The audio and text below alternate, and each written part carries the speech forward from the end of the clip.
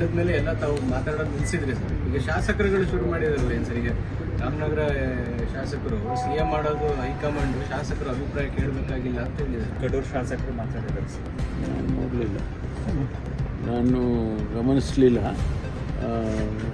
ಅವರಿಗೂ ಅಪ್ಲೈ ಆಗುತ್ತಲ್ಲ, ಶಾಸಕರುಗಳಿಗೂ ಅಪ್ಲೈ ಆಗುತ್ತೆ, ಮಂತ್ರಿಗಳಿಗೂ ಅಪ್ಲೈ ಆಗುತ್ತೆ. ಪಕ್ಷದಲ್ಲಿ ಯಾರೇ ಆ ರೀತಿ ಹೇಳಿಕೆ ಕೊಡಬಾರ್ದು ಅಂತ ಅವ್ರು ಹೇಳಿದ ಮೇಲೆ ಎಲ್ಲರಿಗೂ ಅಪ್ಲೈ ಆಗುತ್ತಲ್ಲ.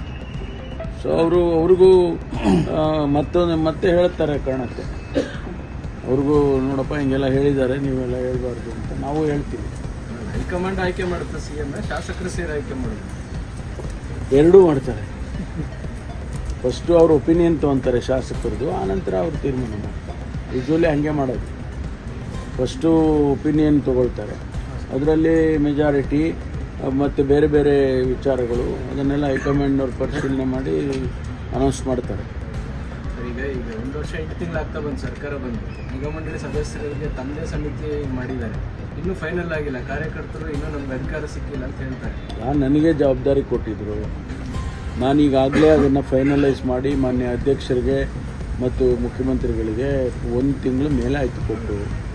ಅವರು ಫೈನಲೈಸ್ ಮಾಡಿಕೊಟ್ರೆ ಅವರೇ ಅನೌನ್ಸ್ ಮಾಡೋದು, ಮುಖ್ಯಮಂತ್ರಿಗಳ ಕಚೇರಿಯಿಂದನೇ ಅನೌನ್ಸ್ ಆಗುತ್ತೆ. ಅಧ್ಯಕ್ಷರು ತೀರ್ಮಾನ ಮಾಡಿ ಕೊಡಿ ಅಂತ ಹೇಳಿ ಪಾರ್ಟಿ ವರ್ಕರ್ಸ್ನ ಅವ್ರು ಮಾಡಿಕೊಡ್ಬೇಕಲ್ಲ. MLAಗಳು ಕೊಟ್ಟಿದ್ದಾರೆ, ಅದನ್ನೆಲ್ಲ ನಾನು ಫೈನಲೈಸ್ ಮಾಡಿ ಕೊಟ್ಟಿದ್ದೇನೆ. ಪಾರ್ಟಿ ವರ್ಕರ್ಸ್ದು ಮಾಡಿಕೊಡಿ ಅಂತ ಕೇಳಿದ್ದೇನೆ, ಅವ್ರು ಕೊಟ್ಟಿಲ್ಲ ಇನ್ನೂ ಕೂಡ. ಅವರು ಮಾಡಿ ಫೈನಲೈಸ್ ಮಾಡಿಕೊಟ್ಟ ಮೇಲೆ ಅದನ್ನು ಮುಖ್ಯಮಂತ್ರಿಗಳಿಗೆ ಕೊಡ್ತೇವೆ, ಆನಂತರ ಇಶ್ಯೂ ಆಗುತ್ತೆ. ಅಲ್ಲ ಸರ್, ನಿಮ್ಮ ಪಟ್ಟಿನ ಫೈನಲ್ ಆಗಿರುತ್ತೆ, ಮತ್ತೆ ಏನಾದ್ರು ಚೇಂಜಸ್ ಆಗುತ್ತಾ ಗೊತ್ತಿಲ್ಲ. ನಾ ಮಾಡೋ ಕೆಲಸ, ನನಗೆ ಕೊಟ್ಟಿರೋ ಕೆಲಸ ನಾ ಮಾಡಿಬಿಟ್ಟಿದ್ದೀನಿ. ನಾನು 136 ಜನದ್ದು ಏನು ಕೊಟ್ಟಿದ್ರು ಅದನ್ನೆಲ್ಲ ಫೈನಲೈಸ್ ಮಾಡಿ ನಾನು ಸಬ್ಮಿಟ್ ಮಾಡಿದ್ದೇನೆ. ಸಮಿತಿಗಳಿಗೆ ಇಂತಿಂಥವ್ರನ್ನ ಹಾಕಬೇಕು, ಇಂತಿಂಥವ್ರನ್ನ ಅದು ಕೂಡ ಮಾಡಿದ್ದೀನಿ. ಅಂದರೆ ಯಾವ ಸಮಿತಿಗೆ ಯಾರನ್ನ ಹಾಕಬೇಕು ಅನ್ನೋದನ್ನು ಕೂಡ ಮಾಡಿದ್ದೀನಿ.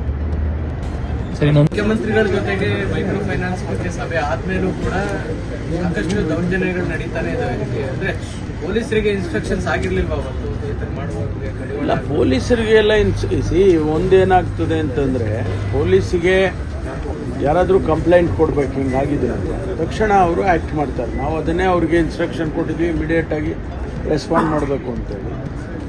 ಸುವಮೋಟೋ ತೊಗೋಬೇಕು ಅಂತೇಳಿ ಮೊನ್ನೆ ಮೀಟಿಂಗ್ ಆದಾಗ ಕೂಡ ತಿಳಿಸಿದ್ದೀವಿ. ಒಂದು ವೇಳೆ ಗಮನಕ್ಕೆ ಬಂದರೆ ಇಮಿಡಿಯೇಟಾಗಿ ನೀವು ಆ್ಯಕ್ಟ್ ಮಾಡಬೇಕು ಅಂತೇಳಿ. ಇವತ್ತು ಅದಕ್ಕೆ ಸಭೆ ಕರೆದಿದ್ದೀವಿ. ನಾವೇನೋ ಆರ್ಡಿನೆನ್ಸ್ ಮಾಡಬೇಕು ಅಂತ ತೀರ್ಮಾನ ಮಾಡಿದ್ದೀವಿ. ಇವತ್ತು ಆರ್ಡಿನೆನ್ಸ್ ಡ್ರಾಫ್ಟ್ ಬಗ್ಗೆ ಡಿಸ್ಕಷನ್ಸ್ ಮಾಡಿ ತಕ್ಷಣ ನಾವು ಅದನ್ನು ಗವರ್ನರಿಗೆ ಕಳಿಸ್ಕೊಡ್ತೀವಿ. ಈ ಮಧ್ಯೆ ಎಲ್ಲ DC ಗಳಿಗೂ ಕೂಡ ಈಗಾಗಲೇ ಇನ್ಸ್ಟ್ರಕ್ಷನ್ಸ್ ಹೋಗಿದೆ, ಎಲ್ಲ SP ಗಳಿಗೂ ಕೂಡ ಇನ್ಸ್ಟ್ರಕ್ಷನ್ ಹೋಗಿದೆ. ಇದನ್ನು ಕಂಟ್ರೋಲ್ ಮಾಡ್ತೀವಿ, ಬಿಡೋದಿಲ್ಲ. ಸಹಾಯವಾಣಿ ಆರಂಭ ಆಗಿದೆ ಸರ್, ಪ್ರಾರಂಭ ಮಾಡ್ತಾ ಇದ್ದಾರೆ. ಈಗ ನಮ್ಮ ಡ್ರಾಫ್ಟಲ್ಲಿ ಕೂಡ ಡೆಪ್ಯೂಟಿ ಕಮಿಷನರ್ಸ್ಗೆ ಹೆಚ್ಚು ಪವರ್ ಕೊಡಬೇಕು ಅಂತೇಳಿ, ಅದಕ್ಕೆ ಯಾವುದೊಂದು ವಿಂಗ್ ಮಾಡಬೇಕು ಅನ್ನೋದು ಕೂಡ ನಾವು ಪ್ರಸ್ತಾಪ ಮಾಡಿದ್ದೀವಿ. ಅದನ್ನು ತೀರ್ಮಾನ ಆದಮೇಲೆ ಅದಕ್ಕೆ ಆರ್ಡಿನೆನ್ಸ್ ತರೋದು, ಸೆಷನ್ವರೆಗೂ ವೆಯ್ಟ್ ಮಾಡೋದು ಬೇಡ. ಫೈನಾನ್ಸ್ ಕಂಪ್ನಿ ಪ್ರತಿನಿಧಿಗಳಿಗೂ ಅವತ್ತೇ ವಾರ್ ಮಾಡಿದ್ರು ಮುಖ್ಯಮಂತ್ರಿಗಳು, ಆದರೂ ಈ ಥರದ ಘಟನೆಗಳು ಅವ್ರು ಏನಾಗಿದೆ ಅಂದರೆ ಕೆಲವು ಕಡೆ ಔಟ್ಸೋರ್ಸ್ ಮಾಡಿಬಿಟ್ಟಿದ್ದಾರೆ. ಕಂಪನಿಯವರ ಕಡೆಯಿಂದ ಔಟ್ಸೋರ್ಸ್ ಮಾಡಿ ಅವ್ರೇನು ಮಾಡ್ತಾರೆ ಅಂತಂದರೆ ಹೋಗಿ ಫೋರ್ಸ್ಫುಲ್ಲಾಗಿ ಕೆಲವ್ರನ್ನೆಲ್ಲ ಕರ್ಕೊಂಡೋಗಿ ಗುಂಡಾಗಳ ಥರ ಅವ್ರನ್ನ ವರ್ತನೆ ಮಾಡಿಕೊಂಡು ಮಾಡ್ತಾರೆ. ಅದು ಮಾಡಬಾರ್ದು, ಮಾಡಿದರೆ ನಿಮ್ಮ ಮೇಲೆ ಕ್ರಮ ತೊಗೊತೀವಿ ಅಂತ ಕೂಡ CM ಅವರು ಹೇಳಿದರು. ಯಾರು ಆ ಏಜೆನ್ಸಿ ಯಾವುದಿದೆ, ಯಾವ ಮೈಕ್ರೋ ಫೈನಾನ್ಸಿಂದ ಆ ಥರ ಮಾಡ್ತಿದ್ದಾರೆ ಅವ್ರ ಮೇಲೇ ನಾವು ಕ್ರಮ ತೊಗೊತೀವಿ, ಇಂಡಿವಿಜುವಲ್ಸ್ಗಿನ್ನ ಹೆಚ್ಚಾಗಿ ಅಂತೇಳಿ ಹೇಳಿದ್ದಾರೆ. ಅದನ್ನು ಮಾಡ್ತೇವೆ. ನಾಳೆ ಕ್ಯಾಬಿನೆಟ್ನಲ್ಲಿ ಏನಾದರೂ ಸುಗ್ರೀವಾಜ್ಞೆ ಹೊರಡಿಸ್ತೀರಾ ಸರ್? ಎದುರದ್ದು ಅಲ್ಲ, ಇವತ್ತು ಫೈನಲೈಸ್ ಮಾಡಿದ್ರೆ ನಾಳೆ ನಾವು ಮಾಡ್ತೀವಿ.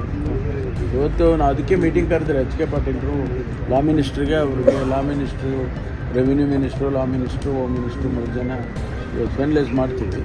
ಮಾಡಿದ ಮೇಲೆ ನಾಳೆನೇ ಕ್ಯಾಬಿನೆಟ್ಟಿಗೆ ತಂದು ಫೈನಲೈಸ್ ಮಾಡಬೇಕು. ಎರಡನೇ ಏರ್ಪೋರ್ಟ್ ತುಮಕೂರಲ್ಲಿ ಆಗುತ್ತೆ ಸರ್, ಪ್ರಸ್ತಾವನೆ ಹೇಳ್ತಾ ಇದ್ದೀವಿ ನಾವು. ನಮ್ಮ ಅಹವಾಲು ಹೇಳಬೇಕಲ್ಲ.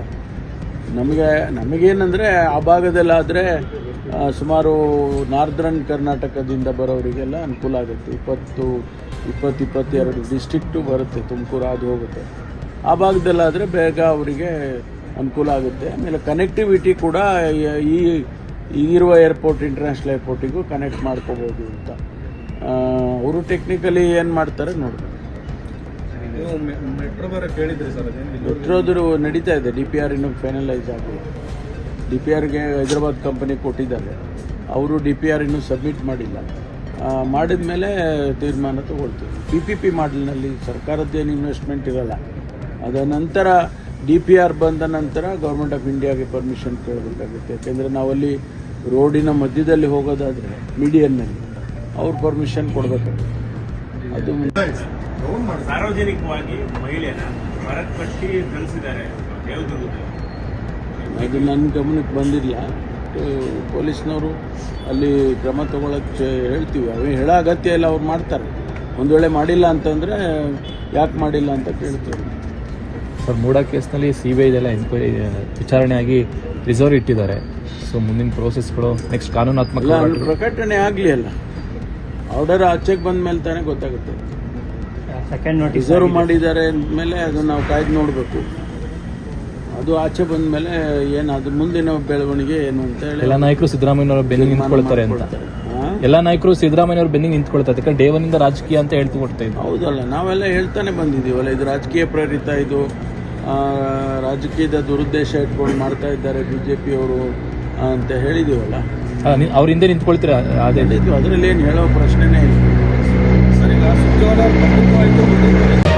ಮತ್ತಷ್ಟು ಸುದ್ದಿಗಳಿಗಾಗಿ ನೋಡ್ತಾ ಇರಿ ಪಬ್ಲಿಕ್ ನ್ಯೂಸ್ 24x7. ಇದು ಸತ್ಯದ ಧ್ವನಿ.